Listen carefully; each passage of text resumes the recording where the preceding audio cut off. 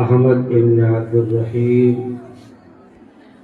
وعنہ عن الامام الامام الحجہ ابو عبداللہ محمد بن اسماعیل البخاری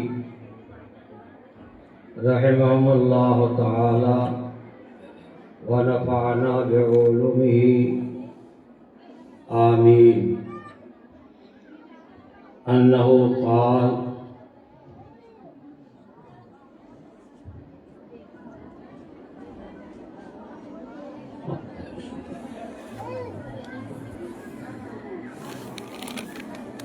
باب قول اللہ تعالی ونزع الموازین القسط لیوم القیامہ وأن أعمال بني آدم وقولهم يوزن وقال مجاهد القسطاس العدل بالرومية ويقال القسط مصدر المقسط وهو العادل وأما القاسط فهو الجائر وبه قال حدثنا أحمد بن أشقاق قال حدثنا محمد بن فضيل عن عمارة بن القعقاع عن أبي زرعة عن أبي هريرة رضي الله تعالى عنه قال قال رسول الله صلى الله تعالى عليه وسلم كلمتان حبيبتان إلى الرحمن خفيفتان على الميزان خفيفتان على اللسان ثقيلتان في الميزان سبحان الله وبحمده وسبحان الله العظيم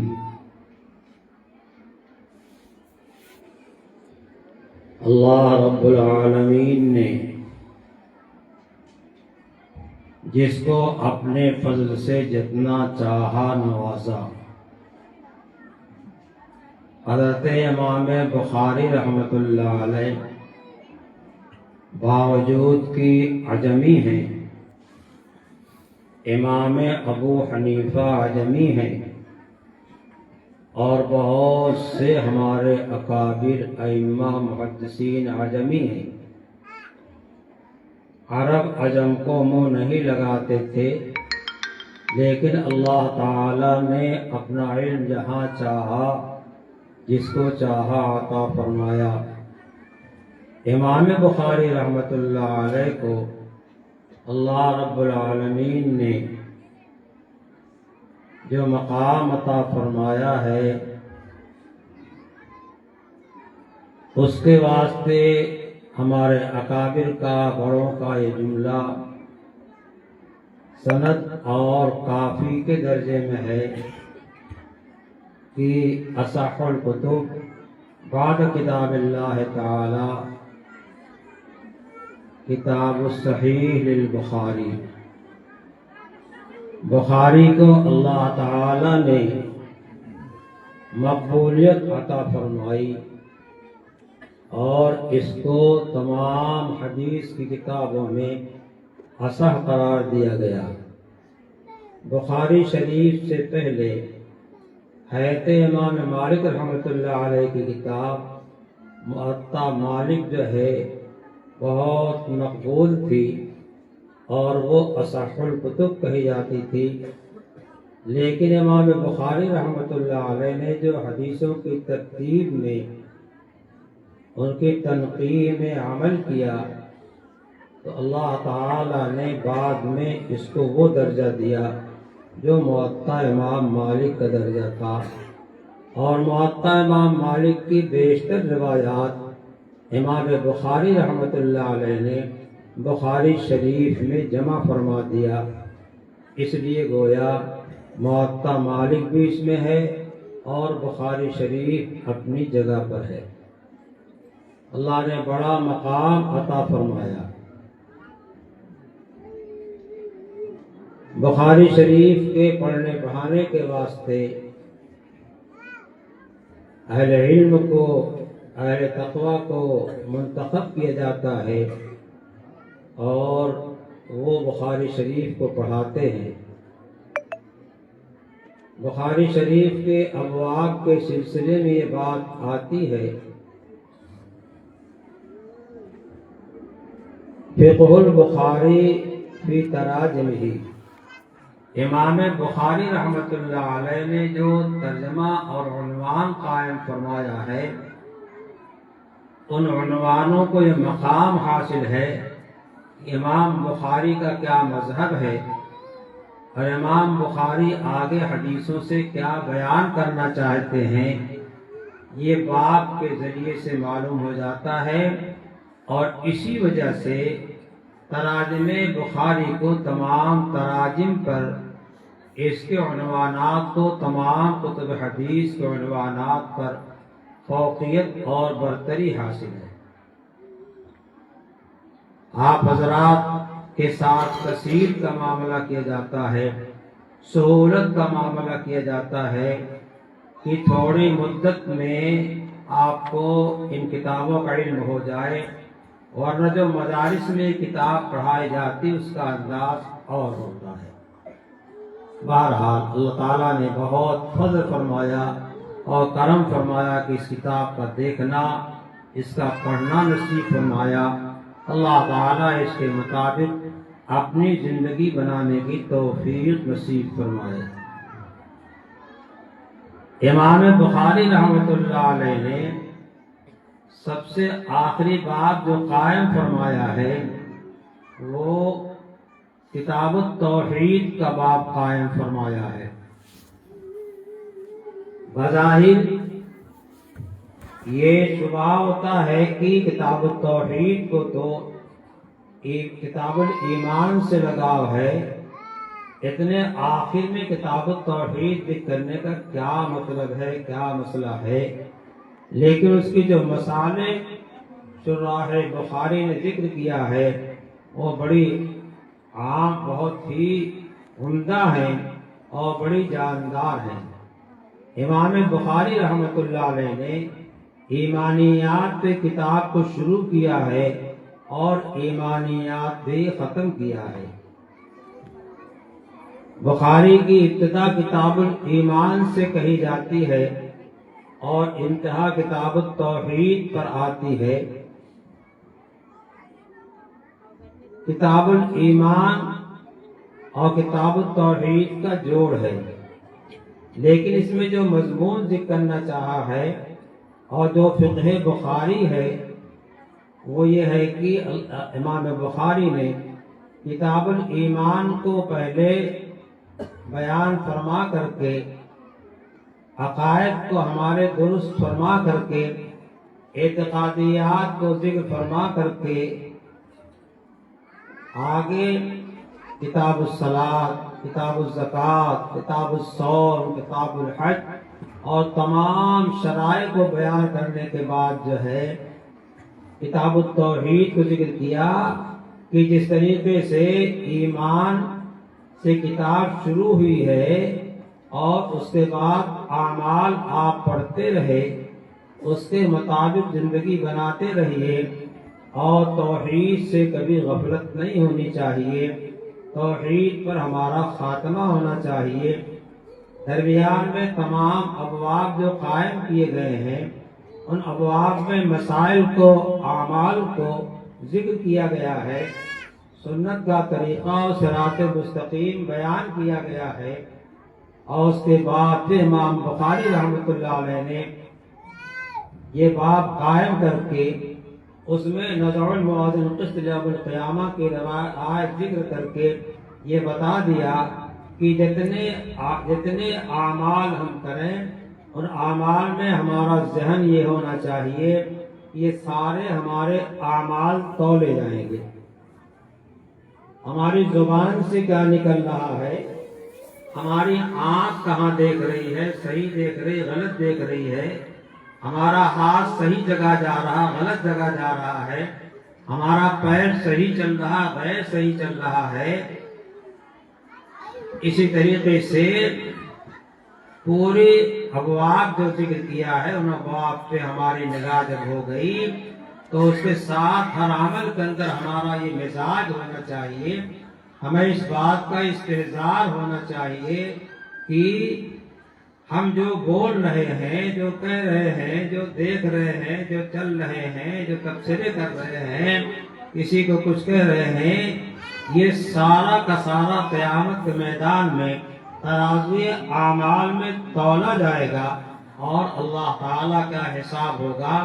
اس واسطے امام بخاری رحمۃ اللہ علیہ نے کتاب التوحید آخر میں ذکر کر کے ایک دو فرق ضالہ جو گمراہ فرقے تھے ان کی طرف اشارہ کیا اور اخیر میں بات بتا دیا کہ ہر دم ہمیں صرف استحضار ہونی چاہیے کہ جو عمل کرتے ہیں یہ دھیان میں رہے کہ یہ عمل قیامت کے میدان میں اللہ تعالی ہمارا وزن کریں گے اور وزن کرنے کے بعد اسی لحاظ سے ہمارا حساب اور سب کچھ ہوگا۔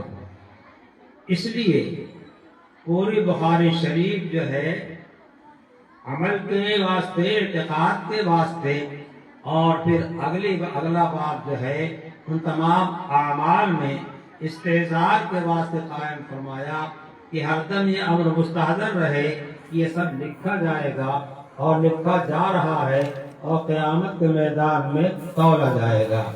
اس لیے اس کا بہت خاص جو ہے اہتمام کرنا چاہیے اور لحاظ کرنا چاہیے۔ بہرحال یہ چیز امام بخاری رحمۃ اللہ علیہ نے اپنے انداز سے بیان کیا۔ اسی طریقے سے ابتدا میں امام بخاری رحمۃ اللہ علیہ نے حضرت عمر فاروق رضی اللہ تعالیٰ عنہ کی روایت ذکر کیا ہے اور اس روایت میں انما الاعمال بالنیات کا ذکر کیا ہے۔ اس کا مطلب یہ ہے کہ ہمارا کوئی عمل اسی انداز کا معتبر ہوگا جیسی ہماری نیت ہوگی، نیت خیر ہوگی، اللہ کی رضا کی ہوگی، محمد رسول اللہ صلی اللہ علیہ وسلم کے سنتوں کا اتباع کی ہوگی تو ہمارے واسطے اس میں خیر ہے۔ اور اس کے ساتھ ساتھ آخر میں باب قائم کر کے بتا دیا کہ ہر چیز میں اخلاص مطلوب ہے، ہر چیز میں اخلاص مطلوب ہے، اور عمل کو جو وزن کیا جائے گا وہ وزن بھی جو ہے ہمارے اخلاص ہی کی بنیاد پر جو ہے اس میں وزن بڑھے گا، اور اخلاص کب ہوگا تو گھٹ جائے گا، نہیں اخلاص ہوگا تو کوئی چیز کارگر نہیں ہوگی۔ جیسے منافقین کلمہ طیبہ نبی پاک صلی اللہ علیہ وسلم کے سامنے پڑھتے تھے، اشہد ان لا الہ الا اللہ واشہد ان محمد رسول اللہ پڑھتے تھے، لیکن قرآن نے شکایت کیا یلوون السنتہم بالکذاب، اپنی زبانوں کو موڑ موڑ کے بہت بنا بنا کے پڑھتے ہیں، لیکن ان کے اندر نفاق تھا، زبانی زباخرز تھا اور دل کے اندر کچھ نہیں تھا، اور نبی پاک صلی اللہ علیہ وسلم کی محبت نہیں تھی، اللہ رب العالمین کا تعلق نہیں تھا، اس واسطے سب زبانی جمع خرچ تھا۔ تو ہمارا زبانی جمع خرچ نہیں ہونا چاہیے۔ ہمیں جو پڑھنے والی بچیاں ہیں یا ان کے ساتھ خواتین تشریف لائی ہیں، جو حضرات سارے حضرات سن لیں کہ اپنے ایک ایک عمل کی نگرانی کرتے جائیں اور یہ دیکھیں کہ اللہ کی مرضی کے واسطے کر رہے ہیں یا اپنے نفس کے واسطے کر رہے ہیں، اللہ کو خوش کرنے کے واسطے کر رہے ہیں یا کسی اور کو خوش کرنے کے واسطے کر رہے ہیں۔ امام بخاری نے انما الاعمال بالنیات توجہ دلائی اور اس کے ساتھ اور مزید اس پہ جو ہے ایک چیز رکھ دیا کہ دیکھو جیسا عمل تمہارا ہوگا اسی انداز سے قیامت کے میدان میں تولا جائے گا اور اسی کے لحاظ سے تمہارے لیے جنت کا فیصلہ ہوگا اور درجات جنت کا فیصلہ ہوگا۔ بہرحال امام بخاری رحمۃ اللہ علیہ نے باب قائم کیا ہے، باب قول اللہ تعالی وَنَضَعُ الْمَوَازِينَ الْقِسْطَ لِيَوْمِ الْقِيَامَةِ۔ امام بخاری رحمۃ اللہ علیہ کی عادت ہے، ان کو جب کسی مسئلے کی دلیل قرآن پاک سے مل جاتی ہے تو پہلے قرآن پاک کی آیات کو ذکر کرتے ہیں، پھر حدیث ملتی ہے ان کی شرط کے مطابق تو حدیثوں ذکر کرتے ہیں، اور اگر حدیث نہیں ملتی ان شرط کے مطابق تو باب قائم کر دیتے ہیں۔ کہیں کہیں تو باب قائم کر کے ایک دم صاف کر دیا ہے، نہ کوئی آیت ذکر کیا ہے نہ روایت ذکر کیا ہے، اس واسطے کی جو روایت اس باب کی آتی ہے وہ روایت امام بخاری کی جو شرط ہے اس کے شرط موافق نہیں ہے، لیکن چونکہ روایت ہے وہ ثابت ہے اور صحیح ثابت ہے۔ اس بات میں امام بخاری باب قائم کر کے اس روایت کی طرف اشارہ کر دیتے ہیں۔ یہ حضرات اساتذہ کرام جو ہے بتاتے رہتے ہیں۔ تو پہلے آیت ذکر کیا ہے اور پھر جو ہے روایت ذکر کیا ہے۔ ان اعمال بنی آدم وقولهم یوزن، اعمال جو ہم کرتے ہیں وہ بھی تولا جائے گا، زبان سے جو بولتے ہیں وہ بھی تولا جائے گا، دونوں تولا جائے گا اور کوئی چھوٹنے والا نہیں ہے۔ اللہ تعالیٰ نے فرشتے مقرر فرما رکھے ہیں، کرام کاتبین یعلمون ما تفعلون، ہم جو کچھ کرتے ہیں ان تمام کو فرشتوں کو ایسا علم دیا گیا ہے، وہ سمجھتے ہیں، جانتے ہیں، بوجھتے ہیں، اور اسی لحاظ سے نام اعمال میں ہمارے جو ہے اس کو درج کرتے ہیں۔ تو یہ امام بخاری رحمۃ اللہ ذکر کیا۔ اس کے ساتھ ساتھ ہم ایک بات اور کہہ دینا چاہتے ہیں، امام بخاری رحمۃ اللہ علیہ بعض مرتبہ اقوال صحابہ سے بحث کرتے ہیں۔ کہیں عبداللہ ابن عمر کا قول ذکر کر دیا، کہیں ان کے باپ عمر فاروق کا قول ذکر کر دیا، کہیں کسی اور کا قول ذکر کر دیا۔ اس میں دو طرح ہے، اس کو امام بخاری کا تعلیقہ کہا جاتا ہے۔ تعلیقات دو طرح کی ہیں، بعض تعلیقات تو وہ ہیں کہ جس کی سند جو ہے بخاری شریف میں کہیں ذکر کی ہوئی مل جاتی ہے، اور بعض تعلیقات ایسی ہیں جن کی سند جو ہے کسی اور کتاب ملتی ہے۔ امام بخاری کی ادب المفرد ملتی ہے، مسند امام احمد رحمۃ اللہ علیہ کی مسند احمد ملتی ہے، حضرت عبدالرزاق صاحب کی مسند عبدالرزاق ملتی ہے، اس طرح دوسری کتابوں ملتی ہے۔ امام بخاری رحمۃ اللہ علیہ کے اس کہنے کا مقصد یہ ہے کہ ہم نے یہ قول ذکر کر دیا ہے، اور اگر امام بخاری کے ہاں وہ قول معتبر نہ ہوتا، امام بخاری رحمۃ اللہ علیہ جو سو ذکر نہ کرتے۔ اب جو حضرات یہ کہتے ہیں ہمیں حدیث چاہیے اور بخاری شریف کی حدیث چاہیے، تو ہم ان سے کہنا چاہتے ہیں کہ بعض وہ اقوال صحابہ جو حضرت امام بخاری رحمۃ اللہ ذکر کیا ہے، اس کی سند جو نہیں ذکر کیا ہے، یہ حضرات اس کی سند کہاں سے لائیں گے؟ یہ حضرات اس کی سند جو ہے کے واسطے محتاج ہوں گے۔ مسند احمد تھے، مصنف عبدالرزاق تھے، اسی طریقے سے دوسری کتابوں کے، اور جس کو وہ لوگ غیر معتبر قرار دیتے ہیں، جو روایات حدیث کی کتابوں میں لکھ دی گئی ہیں چل جائیں، اور مصنفین کے وجہ سے لکھی گئی، انہوں نے کیا نام کی، اسے غلطی ہوئی، غلطی ہر ایک ہوتی ہے، چوک ہر ایک ہوتی ہے، تو ہمارے حضرات محدثین کرام نے کسی کو ان کی غلطیوں پہ نظر انداز نہیں کیا ہے، نہ امام بخاری کو نظر انداز کیا ہے، نہ امام مسلم کو، اور نہ کسی کو۔ اس واقعے ساری تنقید ہو چکی ہے، تو کہنے والوں کا یہ کہنا کا نام کی بخاری شریف میں نہیں ہے تو ہم نہیں مانتے، یہ غلط ہے۔ امام بخاری رحمۃ اللہ علیہ نے بخاری شریف میں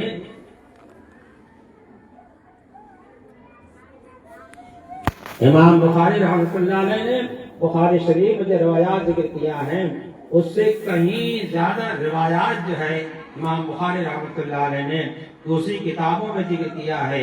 امام بخاری کی کتاب بخاری شریف کو آپ مانتے ہیں تو کیا امام بخاری کی ادب المفرد کو نہیں مانیں گے؟ امام بخاری کی کیا نام کی کتاب التاریخ اور کتاب الاوسط، کتاب الصغرا کو نہیں مانیں گے؟ یہ کون سی بات ہوئی کہ امام بخاری پہ الزام ہو گیا کہ بخاری شریف میں تو صحیح روایات ذکر کیا، باقی میں علل تدلل لکھ دیا؟ یہ امام بخاری پہ الزام ہے، امام بخاری کے ساتھ لگا اور تعلق نہیں ہے، بلکہ امام بخاری کا سخریہ اڑانا ہے اور مذاق اڑانا ہے۔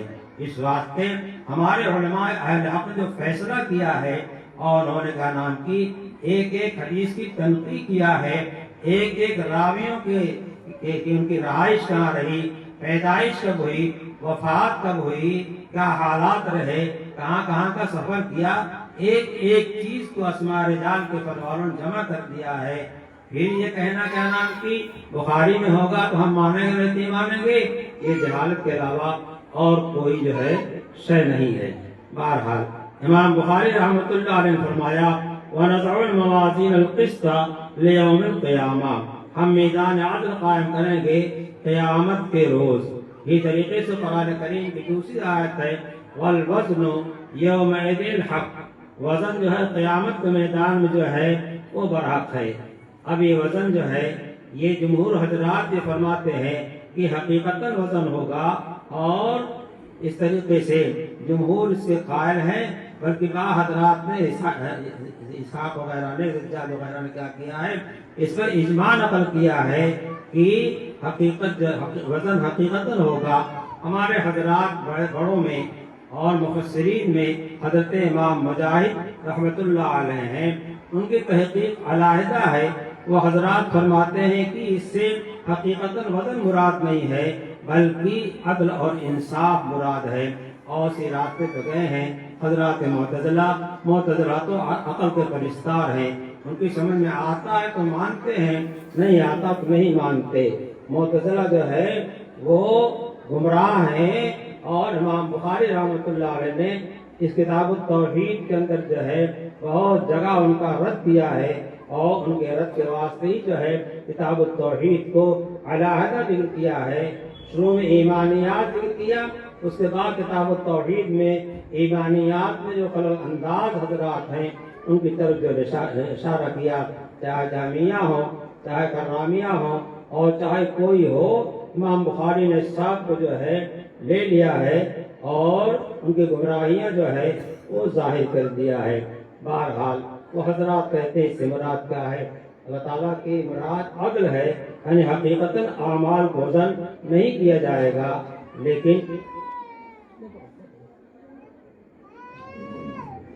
لیکن قرآن نے صاحب کہہ دیا والوزن یومئذ الحق للرحمن. وزن اس دن کا نام کی برات ہے، اور وزن کرنے والے کون ہیں؟ کرانے والے رحمان ہیں. اس صفت خاص کو ذکر کر کے حضرت باری تعالی شانہ نے یہ بتا دیا کہ اس دن صفت رحمت جو ہے اس کی وجہ سے ہمارے بندے جو ہے بخشے جائیں گے، ہماری رحمت میں آئیں گے، اور اسی طریقے سے جو ہے جنت میں جائیں گے. بہرحال اس طریقے سے ذکر کیا وَنَضَعُ الْمَوَازِينَ الْقِسْطَ لِيَوْمِ الْقِيَامَةِ. قیامت کے روز ہم کیا کریں گے؟ میزان عدل قائم فرمائیں گے. اب یہ میزان جو ہے یہ جمع کا صیغہ ہے، میزان جمع کا صیغہ ہے. اب یہ کس کی جمع ہے؟ اس سلسلے میں دو قول ذکر کیا جاتا ہے. بعض حضرات نے کہا کہ یہ موزون کی جمع ہے. اگر موزون ہے تو ہمارے اعمال وزن کیے جائیں گے اور سب لوگوں کے اعمال وزن کیے جائیں گے. اور بعض حضرات نے کہا کہ یہ میزان کی جمع ہے. تب پھر کیا نام کی مسئلہ ہوتا ہے؟ میزان کی جمع ہے تو جمع کا صیغہ کیوں استعمال کیا گیا ہے؟ بعض حضرات نے کہا کتاب متعدد میزان ہوگی، بعض حضرات نے کہا متعدد میزان ہوگی اور کئی میزان ہوگی. یہ امام راضی کا فیصلہ ہے. اور بعض حضرات نے کہا کہ میزان، اور ان حضرات نے یہ بھی کہا کہ ہر عمل کے واسطے علیحدہ علیحدہ میزان ہوگی، علیحدہ علیحدہ ترازو ہوگا. اور اسی طریقے سے بعض حضرات نے کہا کہ ہر انسان کے لحاظ سے علیحدہ علیحدہ میزان جو ہے وہ ہوگی. لیکن جمہور اس بات کے قائل ہے کہ میزان جو ہے یہ واحد ہوگی.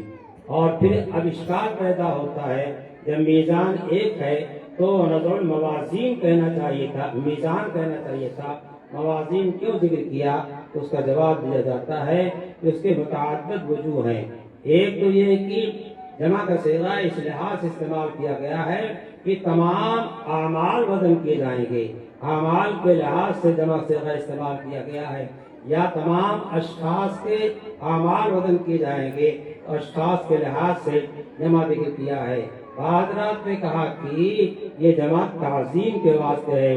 تب ہمارے یہاں تعظیم کے صیغے کا صیغہ جو ہے ایک فرد واحد کے لیے بہت زیادہ استعمال کیا جاتا ہے. یہ طریقے سے قرآن کریم میں آتا ہے کذبت نوح للمرسلین، کذبت نوح للمرسلین. نوح علیہ السلام کو جھٹلایا نوح علیہ السلام کی قوم نے، کذبت قوم نوح المرسلین، نوح علیہ السلام کی قوم نے جھٹلایا مرسلین کو. تو اس میں ایک بات یہ کہی جاتی ہے کہ مرسلین یہاں جمع کا صیغہ عظمت کے واسطے اور تعظیم کے واسطے استعمال کیا گیا ہے. بہرحال یہ جو جمع کا صیغہ استعمال کیا گیا ہے اس کا مطلب یہ ہے کہ ترازو بہت بڑی ہوگی اور ترازو جو ہے بہت عظیم الشان ہوگی۔ بعض حضرات نے کہا کہ یہ اتنی بڑی ہوگی کہ اس میں ساتھ پوری دنیا آ جائے۔ بعض حضرات نے کہا کہ اس میں یہ اتنی بڑی ہوگی زمین آسمان سب جو ہے اس کے اندر آ جائیں گے۔ بہرحال اس طرح کی باتیں ہمارے شراح حضرات نے لکھی ہے اور بہت تفصیل سے لکھی ہے۔ آگے ایک لفظ ذکر کیا گیا ہے وَنَضَعُ الْمَوَازِينَ الْقِسْطَ لِيَوْمِ الْقِيَامَةِ، موازین جمع ہے اور اس کی صفت جو ہے واحد ذکر کی گئی۔ تو ایک تو بات یہاں یہ کہی جاتی ہے قسط جو ہے یہ مصدر ہے اور مصدر کا قاعدہ ہے المصدر لا یثنی ولا یجمع، مصدر کی اس کا تثنیہ جمع نہیں آیا کرتا ہے، اس واسطے جنس کے درجے میں سب کو شامل ہے، لہذا کوئی اشکال باقی نہیں رہا۔ بعض حضرات نے جو ہے دوسری تعبیر کیا ہے وَنَضَعُ اور موازین بات کا ذوات القسط، عدل والی ترازو ہم کیا کریں گے؟ قائم کریں گے۔ بہرحال آگے فرماتے ہیں لیوم القیامت، قیامت کے دن کے واسطے، قیامت کے دن کے واسطے بعض حضرات نے کہا کہ یہ نام وقت کے معنی میں ہے لے وقت یوم القیامہ۔ بعض حضرات کی تحقیق یہ ہے کہ یہ نام جو ہے ظرف کے معنی ظرفیہ ہے اور فی یوم القیامہ اس سے کیا ہے مراد ہے کہ قیامت کے میدان میں، قیامت کے دن میں ہم عدل کی میزان کیا کریں گے؟ قائم کریں گے۔ آگے ذکر کیا جا رہا ہے وَأَنَّ أَعْمَالَ بَنِي آدَمَ وَقَوْلَهُمْ يُوزَنُ۔ اب امام بخاری رحمۃ اللہ علیہ اپنی عادت کے مطابق جو ہے آیت قرآنی کے بعد جو ہے حدیث پاک بھی کر رہے ہیں، بہت مختصر سی حدیث ہے اور آپ تو جوامع الکلم تھے، آپ کے تھوڑے جملوں میں جو ہے بہت سارے مسائل حل ہوتے ہیں۔ ایک ایک مختصر سی حدیث میں سینکڑوں مسائل علماء نے سمجھ کر کے کیا کیا ہے؟ حل کیا ہے، تحقیق کیا ہے اور تحقیق کر کے مسائل کو سمجھا ہے۔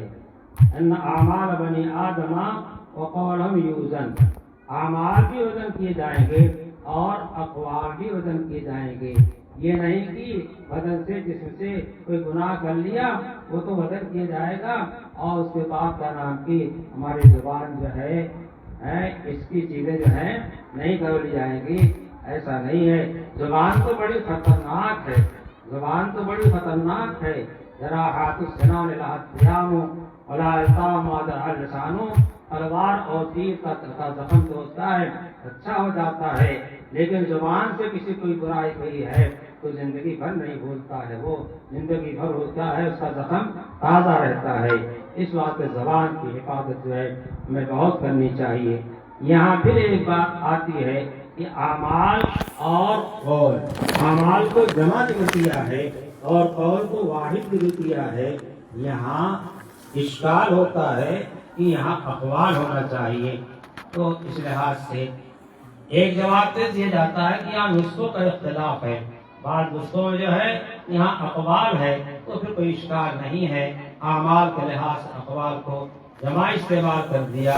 لیکن اگر جو ہے واحد ہی ہے اور وقولہم یوزن ہے تو اس کے سلسلے میں حضرت شیخ زکریا رحمۃ اللہ علیہ فرماتے ہیں کہ اعمال جو ہوتے ہیں وہ اعضاء و جوارح سے ہوتے ہیں، اعضاء و جوارح متعدد ہیں، اس بات کو اس کی اشارہ کرنے کے بعد جو ہے کہ ہر عضو کا عمل جو ہے وہ تولا جائے گا۔